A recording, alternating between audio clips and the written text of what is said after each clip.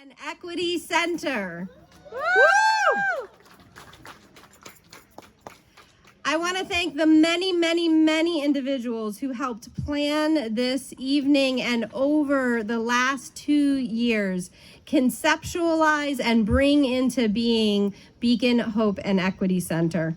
With special thanks to our board members, and as I call your name, if you would rise, I know many of you don't like all the attention. Hi, Rosa, you're right in front too. But please, if you'd rise so we can acknowledge you. Rosa Santana, our president of the board. Pat Vogler, I saw you, Pat, a moment ago. Pat. Secretary of the board, Joe Parsons, the treasurer. Joe. Wanda Aiken could not be with us this evening as she is on a month-long sabbatical, nor could Rosalie Boyer or Jessica Park, but I know that Charlene Walker is here.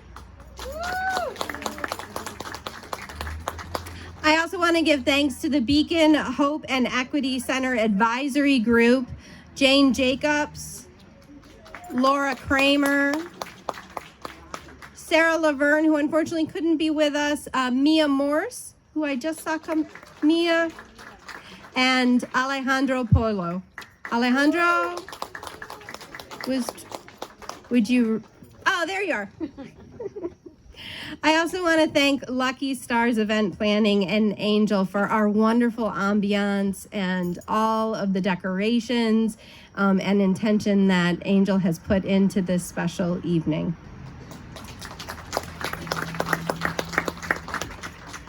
In 2019, members of the Beacon Unitarian Universalist congregation began asking ourselves, what could we do to substantially respond to poverty in our communities across New Jersey? We were in a process at the time and still are continuing a process of deepening our understanding of how to be actively anti-racist. And these two questions came together when we asked, what can we do? It was clear that there was a need, in the words of Edgar Villanueva, to decolonize wealth. That wealth and poverty were inextricably tied to the history of racism in the United States, and that though there had been an abolition of slavery, there had never been a full or even substantially partial reconstruction for freed Black persons in the U.S. Beacon Hope and Equity Center was born of the commitment to establish access for those disproportionately harmed and impacted by the iniquity caused from racism by creating low threshold applications for microgrants utilized by individuals who are one crisis away from being unhoused, having to choose between feeding their children or putting gas in the car for work, who are months behind on rent as the moratorium was lifted. It is our intention that these microgrants first be a way to avoid the catastrophic events that follow these crises, but also be a way of refocusing, particularly on the Black and Latinx communities in New Jersey, to create a way, albeit small, in the colossal face of wealth iniquity caused by systemic racism, a way to begin to transfer wealth and participate in the healing and restoration that Edgar Villanueva spoke about. We started this just as the pandemic was emerging. And so knowing at that time that a 501c3 status was not coming anytime soon from the IRS, we turned quickly to community organizers. Community organizers who helped us over the ensuing 2 years to move tens of thousands of dollars to people who needed it most. Individuals who were often afraid to put their name and information on an application. Others who feared retribution or harm. Individuals who didn't necessarily have access to a computer or a way to fill out an application or request funds. Tonight, acknowledging that these community organizers formed that first healing and restorative network. And without them, Beacon Hope and Equity Center would not be possible. We know that many community organizers, they don't get recognition. Names and faces go unknown while their acts save lives and build power, transformative power in our communities. And so as we thought about how to launch Beacon Hope and Equity Center, it only felt right to begin by honoring just a few of the hundreds of organizers who make transformative change possible here in New Jersey. To say thank you and also offer our continued support as we launch. Without them, without you, we couldn't have done it. We couldn't have possibly moved tens of thousands of dollars to folks in immediate need. We couldn't have found a way for that matching grant of $25,000 to the Summit Interfaith Council Fund for undocumented individuals and their families to make it to those individuals and their families. Community organizers make Beacon Hope and Equity Center possible. We thank you and we honor you tonight. I'd like to invite forward Beacon board member and Beacon congregation member. It gets awfully confusing when we have meetings, y'all. Charlene Walker forward to introduce two of our honorees. So I want to start off by saying how excited I am to be here. One, as a member of Beacon Unitarian Universalist Congregation and Summit, a congregation that truly lives out its faith values in the public square.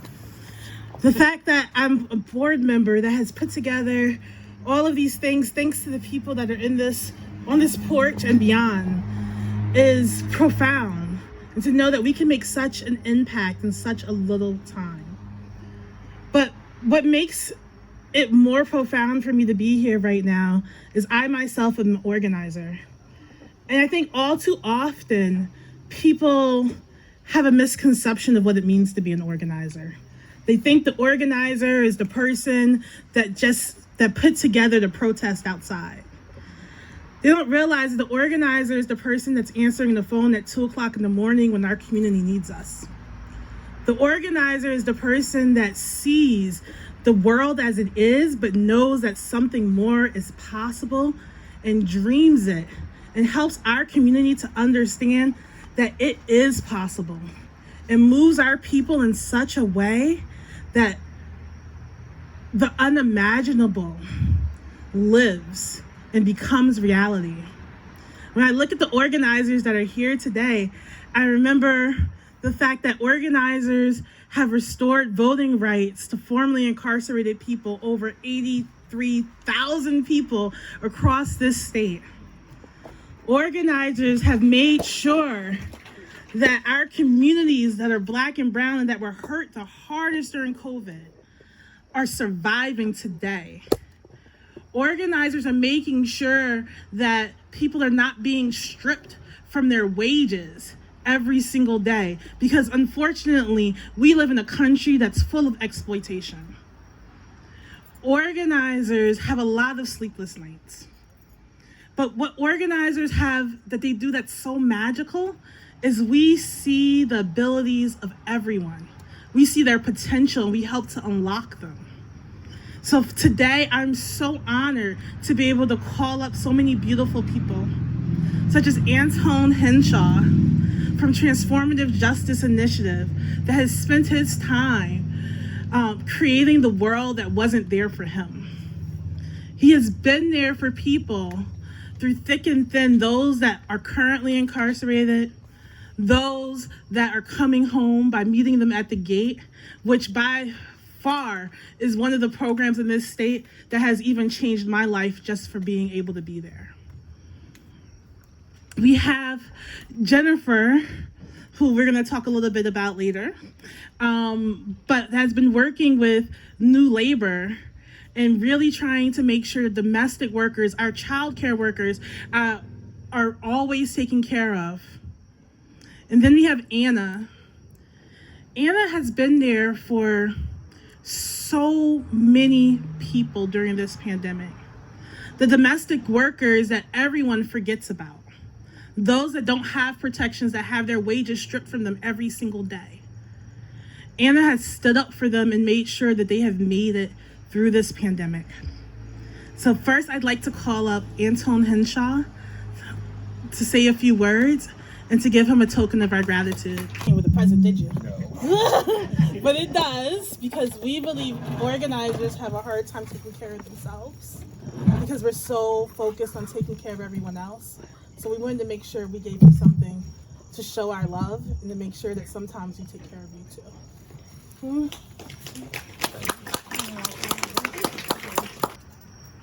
I wasn't supposed to be here.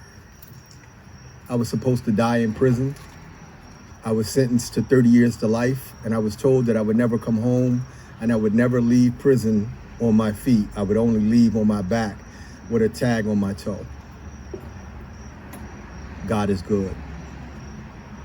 Their prophecy didn't fulfill itself. It never will fulfill itself. But I remember being in the State House and we were fighting for voting rights. And I met this wonderful lady and this wonderful man, Charlene and Brandon. And it changed my life because I never saw people so passionate and fighting. You can't hear me back there? Okay.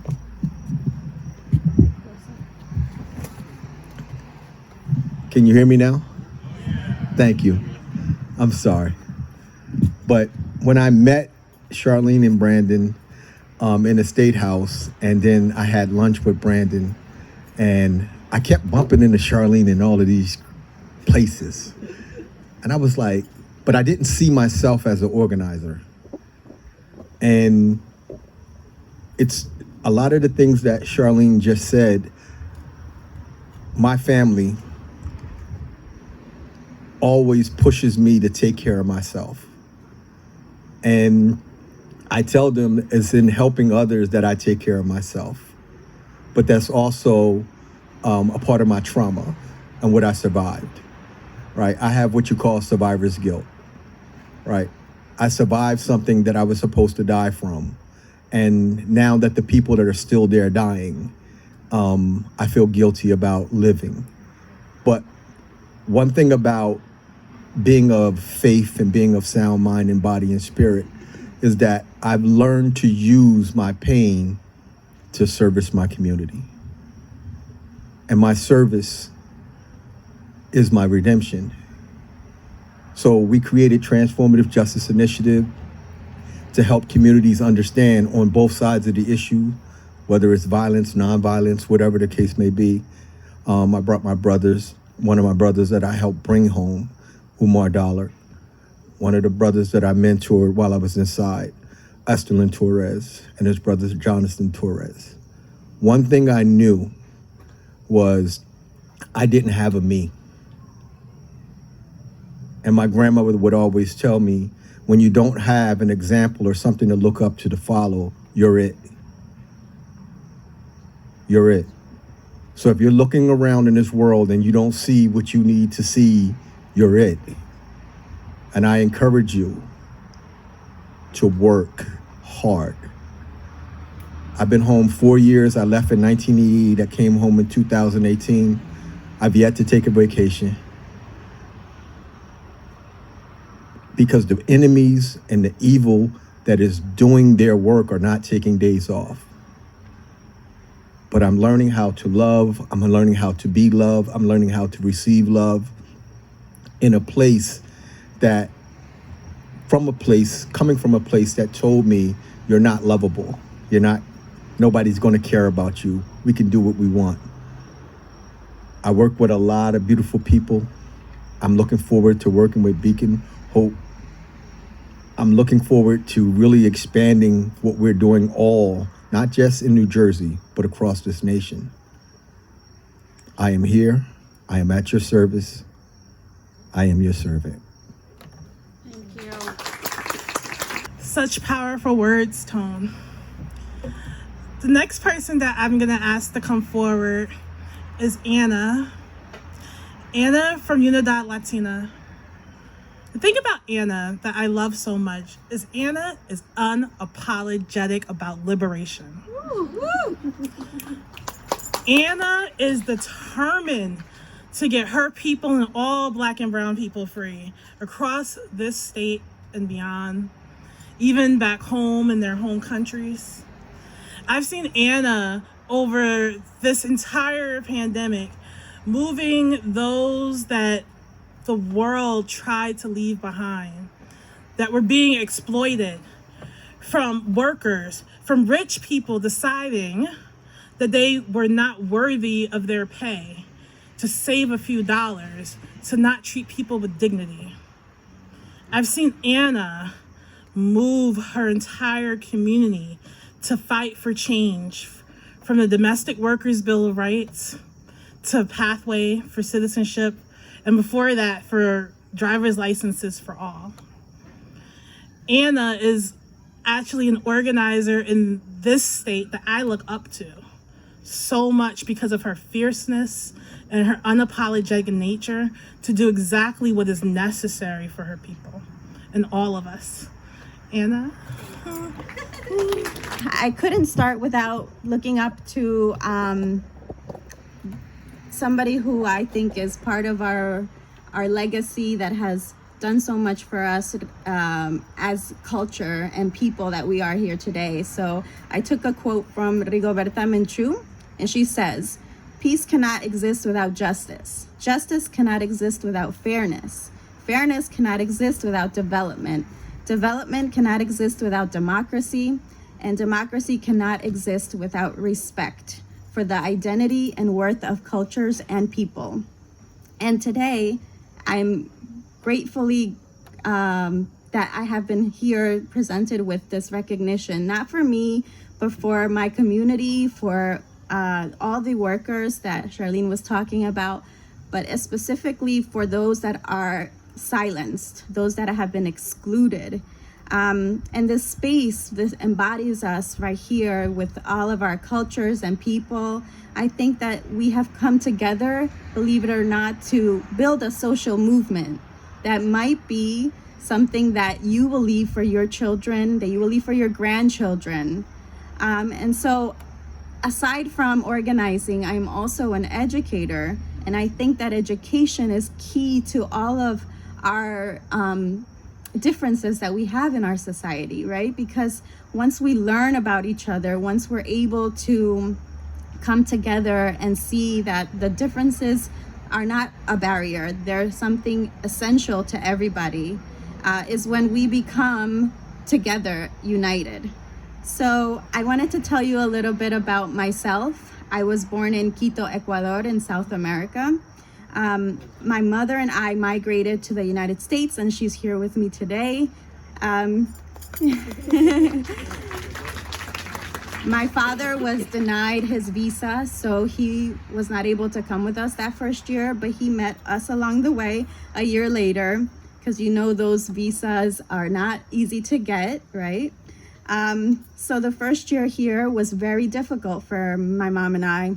We didn't have the knowledge of English. We didn't have the knowledge of where to go food shopping. We did have some family members that helped us, but it was also like a cultural shock to us, right? Coming to a new country, coming to a new place where we had to learn a different language and do different things. So I can recall that my mom had to go work in a factory which made windows. And we used to call it La Factoría de Ventanas because that's where my mom went every day, right? And then my dad, once he came over a year later, he used to go on his bike to the train station and go to New York to work in the textile sector, where they used to cut our clothing, right? Our wardrobe. And he worked there for about 5 years, I think, and he made like the minimum wage. I think it was like $5 an hour back then, right? So once that set in, we were undocumented for about 10 years, right? We were in the what we call the darkness, because we didn't know, we were not sure. You're afraid when you're undocumented. You're living in the shadows, basically. So I continued. I went to college I was very lucky to have mentors in the educational field that allowed me to go to college and to get an education. I have my master's now, which I'm very grateful that I was able to do that. But I think the example that I had to set for my family as a first generation student was high, right? I had to do it for my brother, for my cousins who were coming along. But all this was like building me to feel the empowerment that is key, that I know now that builds power.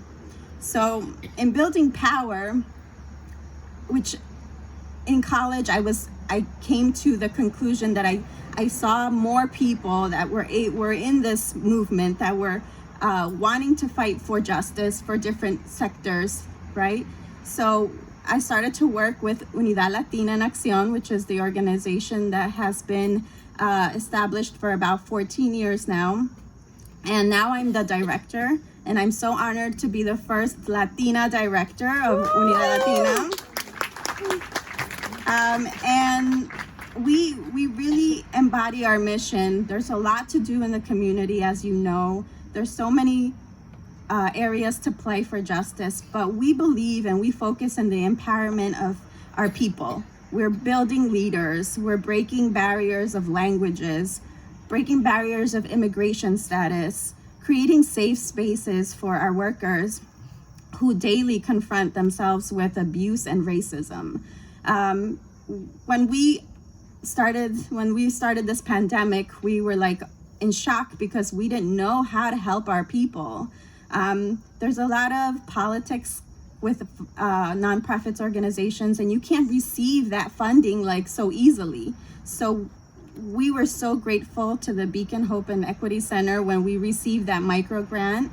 We were able to provide economic relief for about 200 workers during the pandemic. And you don't know how happy those families were to know that they were able to buy groceries, they were able to perhaps pay one of their month's rent, or they were able to just live a little, buy something for their children, buy an item of clothing that perhaps they couldn't have bought in the past couple of months. And during the pandemic, we were fighting for a lot of what Charlene was saying, the domestic workers who daily were going into the homes, and then because COVID happened, they were no longer able to get work. So they were just stopped right on that day. They didn't have job security, they didn't have food security. And so now I can say that with this help, we were able to do a little bit of something that's not ordinary, right? That's not common. And we know we can do this. So this is not just a one-time thing. We know that we can keep on doing it. Until now, so that you know, fast forward to 2022, we're still fighting for the Excluded New Jerseyans Fund, which will fund some of these workers, not only undocumented, but say workers and people who were incarcerated and have come out and have no type of relief during the pandemic. So we're happy to say that we're still in this. We're helping. If you want more information, visit our website because we have information and we want to get it to the communities out there. So my message really at the end of this, because we can do so much, right? We can say that there's so much to do, but I really want to leave you with the message of let's put our faith in action, right? Let's make sure that we as humans, as women, as people of color, as anything that you identify yourself with, that we are able to make this part of our daily lives. I heard that one time somebody said to me, we need to learn to become unracist. And this is something that we live because our country has been rooted in racism, right? Most of our policies are based on racist underlying things that have happened in this country. And this is no attack on anybody particular, but it's a wake-up call. And my message that I want to leave you is please make sure that you're taking action And we hope that we can celebrate another one of these events with you all, and make sure that you're always, always, always using your spirituality and love for all of the social justice work we do. Thank you. Sometimes we think of heroes as otherworldly and existing in a different orbit, and then you meet Anton, and then you meet Anna, and you realize we are surrounded by ordinary, extraordinary people who are transforming New Jersey and our world each and every day. Jennifer Garcia is among those. She is a daughter of Mexican immigrants.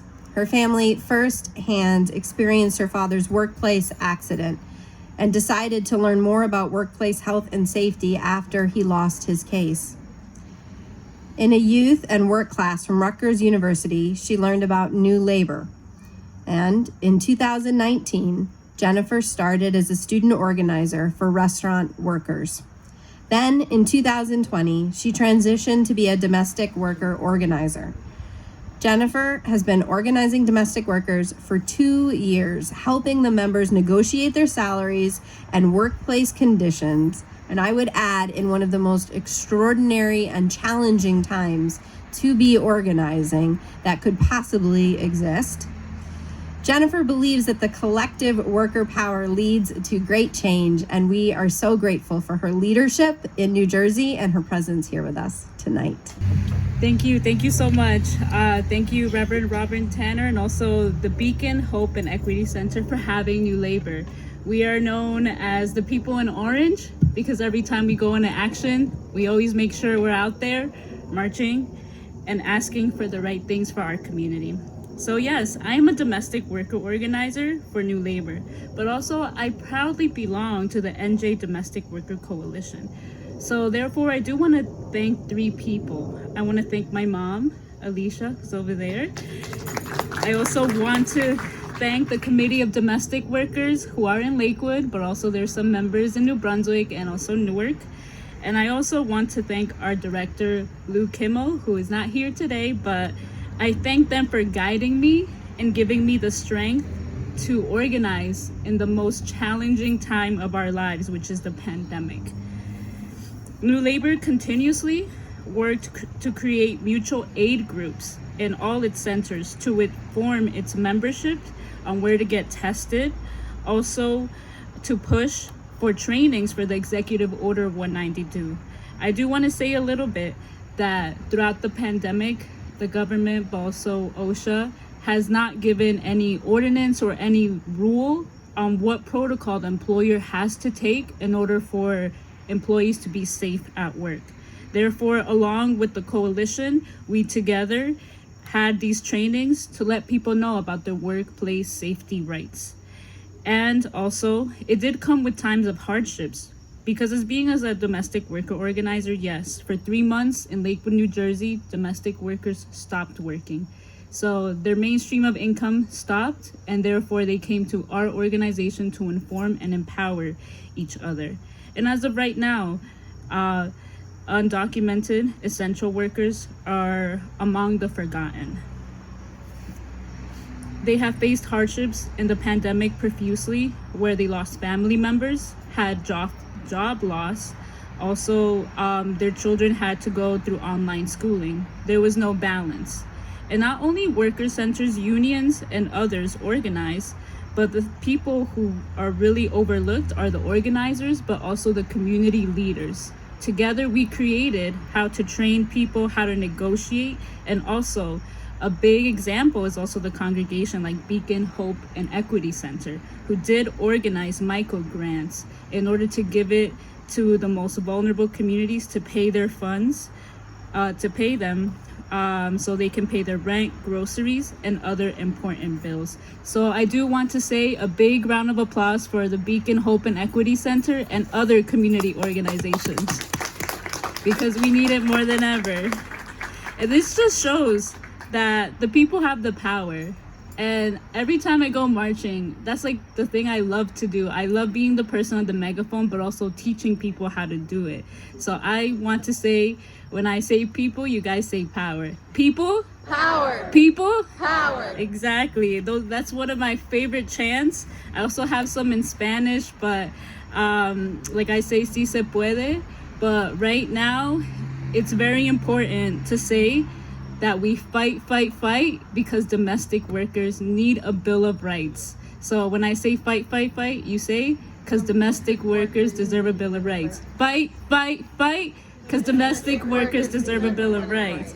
Thank you. So as being a domestic worker, I had the opportunity to be in these centers of power where the domestic worker committee gets together and they strategize about what is their next step, because we collectively say we are going to negotiate this salary because we need it, and also inflation. So in 2013 in New Labor, a committee of domestic workers got together, they spoke to city council, and they created the 10-point Bill of Rights. And that's at the local level though. And there in Lakewood, it's a little different, I would say, than all New Jersey. But the thing is that won't change is the negotiation. So for example, at that moment in 2013, the domestic workers won $10 an hour. They were actually being paid $5 an hour. Imagine that. But now, in August 21st of 2021, the domestic workers got together and they said no more. We are going to be paid $20 an hour. So big round of applause for that. And also, in that local Bill of Rights, we ask for respect on the job, no work on the knees. So my shirt actually says stand up, because for many years, domestic workers in Lakewood, New Jersey, but most likely happens around the state, have worked on their knees for far too long. So for far too long, we have been ignored. Also, because of business, there are many people being the intermediate people to find the work. So right now, we are at a case where there are people coming from Colombia.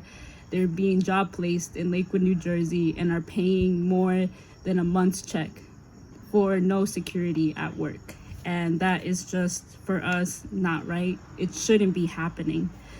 But also, I do want to say, because I'm sharing the space with other organizers, we are part of the Coalition for Domestic Workers. Unidad Latina en Acción is there.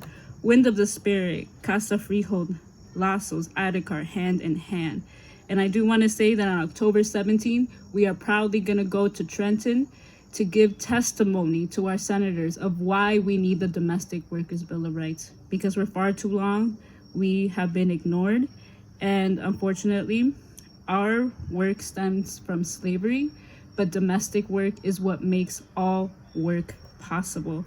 And if you want more information, let us know. We're going to be in Trenton October 17th. That's a Monday. It's going to be at 10 a.m. And we want to make sure that that room is filled because we need our Bill of Rights now. Thank you.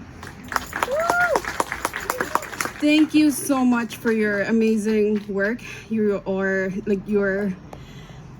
Everything you said, all your words were so inspiring, and more just because you're putting your words into action. So thank you so much for your work, amazing work. Thank you everyone for joining us here today at the official launch of the Beacon Hope and Equity Center.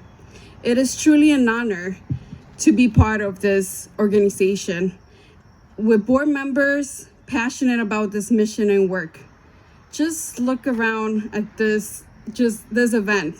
It has been amazing bringing us together, having how many honorees that are doing some good and amazing work for our community.